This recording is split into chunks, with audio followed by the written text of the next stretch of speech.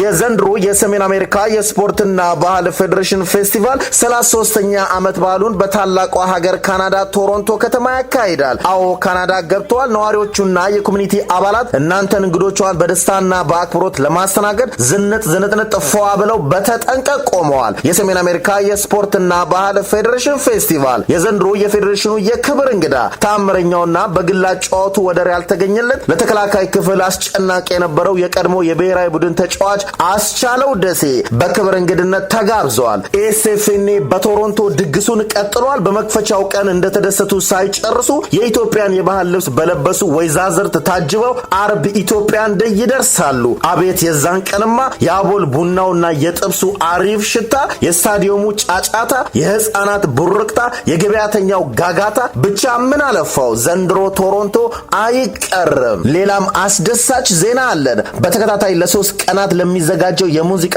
ኮንሰርት 150 ብር መግቢያ ትኬት ከገዙ የናያግራ ፎል ደርሶ መልስ ትኬቶን በእጆ ያስገባሉ። ልብ ይበሉ፣ ቶሮንቶ ተመቶ ናያግራ ፎል ተቀርቶ አይታሰብም። የሆቴል ምዝገባው ተጧጡፏል። እርሶም ሆቴሉን እንዲይዙ ተጋብዘዋል። ይህ ሁሉ የሳቅና የደስታ ሳምንት በአንጋፋና በታዋቂ የባህላዊና ዘመናዊ ሙዚቀኞችና ድምፃውያን ይታጀባል። ለበለጠ መረጃ በwww.esfn.net ይጎብኙን። የሰሜን አሜሪካ የስፖርትና የባህል ፌዴሬሽን ፌስቲቫል ኢኤስኤፍኤን ቶሮንቶ